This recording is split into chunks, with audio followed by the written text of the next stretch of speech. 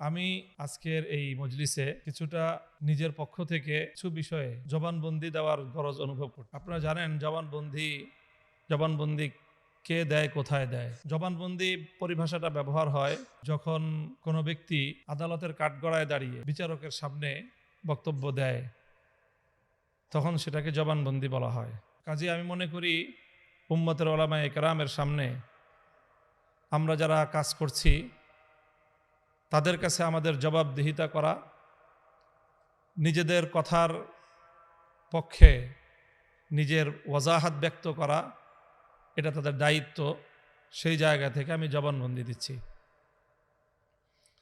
এবং আমি এই জবানবন্দিটা দেওয়াটা বিশেষ প্রয়োজনও মনে করছি, কারণ এখানে আমার বর্তমান সময়ের দুজন মুরব্বী উপস্থিত রয়েছেন, যাদের কাছে আমি এই সহস্রাধিক আলেম ওলামার উপস্থিতিতে ঘোষণা করছি মিডিয়ার সামনে যে বর্তমানে আমার নাকের মধ্যে লাগাম লাগানো আছে এবং আমার সেই লাগাম বিশেষভাবে আমার এই দুই মুরব্বীর হাতে আছেন। একজন আমার আব্বাজান শাইখুল হাদিস রহমতুল্লাহ আলাইহি রফাতের পর আমাদের পারিবারিক অভিভাবক, আমার এদারার অভিভাবক, আমার জিম্মাদার, আমার ব্রাদার মোহতারাম হযরতুল আল্লামা মাওলানা মাহফুজুল হক হাফিজাহুল্লাহ, এবং আরেকজন আমার ইসলাহি মুরব্বী, আমার শাইখ ও মুর্শিদ হযরত দেওয়ানার হযরত হাফিজাহুল্লাহ। আমি অত্যন্ত আস্থা এবং আত্মবিশ্বাসের সাথে বলছি যে আমার এই দুই মুরব্বীর সাথে আমার দীর্ঘদিনের যেই পথ চলা এবং ওনাদের নির্দেশনা পালন করার যেই আত্মবিশ্বাস আমার আছে, সেই জায়গা থেকে আমি মনে করি যে ওনারা আমার দায়িত্ব গ্রহণ করতে ওনারা ইতস্তত বোধ করবেন না এবং ওনারা আমাকে ওনাদের এতাআতকারী, ওনাদের আনুগত্যশীল একজন অনুগত ছোট ভাই এবং মুরিদ হিসাবে পাবেন, এই আত্মবিশ্বাস ওনাদের থাকার কথা। কাজেই আমি আমার এই দুই মুরব্বী, আরেকজন আজকের মজলিসে ছিলেন আমাদের ওস্তাদ সমতুল্য হযরত মাওলানা শেখ লিয়াকত আলী হাফিজাহুল্লাহ, যিনি বাংলাদেশের চিন্তাশীল আলেম ওলামাদের বর্তমানে একজন একেবারেই নক্ষত্রতুল্য ব্যক্তিত্ব।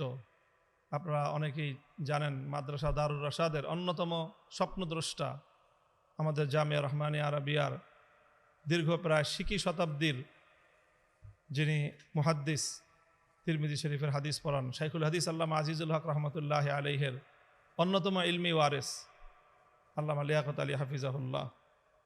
আমি প্রথমেই কথা বলে দিচ্ছি এবং আজকের এই বক্তব্যের মাধ্যমে গোটা জাতির কাছে আমার এই বক্তব্য, আমার যে কোনো কাজের ব্যাপারে, আমার যে কোনো কর্মের ব্যাপারে যে কেউ যদি মনে করেন যে এই ব্যাপারে কোনো অভিযোগ থাকতে পারে, আপত্তি থাকতে পারে, আর যদি আমার ব্যাপারে আস্থা না হয় যে আমি হয়তো আপনাদের অভিযোগ আপত্তি আমলে নিব না, আমার এই তিন মুরব্বীকে বলেন। উপস্থিত দুই মুরব্বী আছেন, সাথে লিয়াকত আলী সাহেব হুজুরকে আমি যুক্ত করে দিলাম। আমার সাথে কথা বলতে হবে না, ওনারা তিনজন বসে যদি আমার ব্যাপারে যে কোনো ফয়সালা প্রদান করেন, আমি ওনাদের সেই আনুগত্য মেনে নিতে একচুল পরিমাণ কুণ্ঠিত হব না। আলহামদুলিল্লাহ। মুহতারাম হযরত উলামায়ে কেরাম, আজকে আকীদার হেফাজত বিষয় নিয়ে আলোচনা। তো আমি তো আলহামদুলিল্লাহ কওমি মাদ্রাসায় আগাগোড়া পড়াশোনা করেছি এবং কওমি মাদ্রাসায় পড়াশোনা করার পর থেকেই আমার আব্বাজান শাইখুল হাদিস রহমতুল্লাহ আলাইহি আমাকে নিজে হাতে ধরে নিয়ে সিরাজগঞ্জ উত্তরবঙ্গের দারুল উলুম বেতুয়া মাদ্রাসার আব্দুল বাসেদ খান সাহেব হুজুর এখন যে মাদ্রাসার মুহতামিম, ওই মাদ্রাসায় নিয়ে আমাকে টেবিলের এই পার থেকে ওই পারে বসায় দিয়ে আসছেন এবং বুখারী শরীফের তাদরিসের জিম্মা আমাকে অর্পণ করে সেই নিবৃত এক পল্লীতে রেখে এসেছেন। সেই থেকে আজ 1996 সাল থেকে 2026 চলতেছে, হিসাবে 32 বছর বুখারী শরীফ তাদরিসের খিদমতের সাথে আল্লাহ সম্পৃক্ত রেখেছেন। কাজেই কোরআন এবং হাদিসের শিক্ষকতার অব্যাহত এই মেহনতের মাধ্যমে আল্লাহ পাক রব্বুল আলামিন কোরআন এবং হাদিসের কিছু ইলম বা কিছু মালুমাত আল্লাহ পাক রব্বুল আলামিন হাসিল করার তৌফিক দিয়েছেন। সেই জায়গাগুলোকে ভিত্তি করেই আমি আমার সকল কার্যক্রম পরিচালনা করি।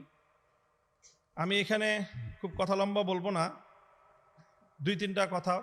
এই যে আকীদার যে আলোচনা, এই আলোচনায় আমি যেহেতু একটা বিশেষ অঙ্গনে আমাদের আকাবের এবং আসলাফদের এবং আমাদের পুরা মাসলাকে দেওবন্দিয়াতের আমি একটা প্রতিনিধিত্বশীল জায়গায় যেভাবেই হোক যে করেই হোক আমাকে পৌঁছায় দেওয়া হয়েছে, এবং এর জন্য সবচেয়ে বড় অবদান হলো বিগত ফ্যাসিবাদী শেখ হাসিনা।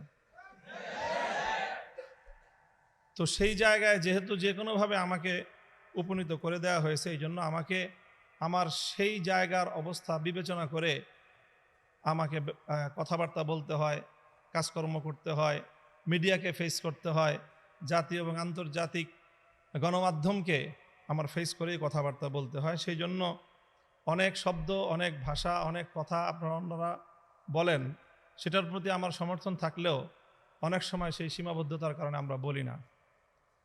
এবং আমি মনে করি যে কিছু কিছু আলফাজ আছে যেগুলো বর্তমান সময়ে লফজের হিকমতের মধ্যে পড়বে। যেরকম ফিতনায়ে ইনকারে হাদিস, এটা একটা অনওয়ান, আবার ফিতনায়ে আহলে কোরআন একই অনওয়ান। আমি মনে করি ফিতনায়ে আহলে কোরআন বলার চেয়ে ফিতনায়ে ইনকারে হাদিস বলাটা বেশি হিকমতপূর্ণ হবে। আহলে কোরআন বললে মানুষকে, অনেক মানুষ বিভ্রান্ত হয়ে যাবে এই শিরোনাম শুনেই, যে আহলে কোরআন তো ভালো জিনিস, তা আপনি আহলে কোরআনের বিরুদ্ধে লাগছেন কেন? তো তারা আসলে আহলে কোরআন না, তাদের প্রকৃত পরিচয় তারা মুনকিরিনে হাদিস। ঠিক একইভাবে আহলে হাদিস বা এই জাতীয় শব্দে কারো তানকিদ না করে ফিতনায়ে ইনকারে তাকলিদ, তাকলিদ অস্বীকার করা এটা উম্মতের মধ্যে অনেক বড় এক ফিতনা। হাদিস অস্বীকার করা যেরকম এক বড় ফিতনা, তাকলিদ ইনকার করাটাও এটা উম্মতের 1300 বছরের তাওয়ারুসের এক ইনকার করার ফিতনা। এই দুইটা শব্দের প্রতি আমার একটা থাকলো, উলামায়ে কেরাম এটা নিয়ে ফিকির করবেন। আমি এখন আরেকটা বিষয় ওয়াজাহাত করতে চাই। যেহেতু আমি উম্মতের উলামায়ে কেরামের পক্ষ থেকে প্রতিনিধিত্বশীল জায়গায় বসে রাজনৈতিক কার্যক্রম পরিচালনা করছি, এই জন্য রাজনীতি নিয়ে আমার একেবারে যে পড়াশোনা, পর্যালোচনা, পর্যবেক্ষণ নাই এরকম আমি আমাকে নিজেকে মনে করি না। বরং আমি আমার রাজনৈতিক পথ চলায় প্রতিটি পদক্ষেপে আমি আমার আকাবের আসলাফ, আমার পূর্বসূরি, বিশেষ করে উলামায়ে দেওবন্দের প্রতিটি রাজনৈতিক সন্ধিক্ষণের ওনাদের কর্মকাণ্ড, কর্মপন্থা নিয়ে আমার চুলচেরা বিশ্লেষণ করার সুযোগ অন্যদের চেয়ে বেশি হয়। সেই জায়গা থেকে আমি মাসলাকে দেওবন্দের সিয়াসি ফিকরটা কি, রাজনৈতিক চিন্তাধারাই বা কি, এবং তাদের রাজনৈতিক কর্মপন্থাটা কি, আমি খুব সংক্ষেপে 2-4টা কথা থেকে আমি যতটুকু বুঝেছি আপনাদের কাছে উপস্থাপন করার চেষ্টা করি। যেমন ধরেন, আমাদের এই পাক ভারত উপমহাদেশে দেওবন্দি উলামায়ে কেরামের রাজনীতির অন্যতম একজন মুখপাত্র হিসাবে বা প্রধান মুখপাত্র হিসাবে যদি আমি শাইখুল হিন্দ মাহমুদ হাসান দেওবন্দি রহমতুল্লাহি আলাইহির নাম বলি, আমি মনে হয় আমি খুব বেশি বাড়িয়ে বলবো না।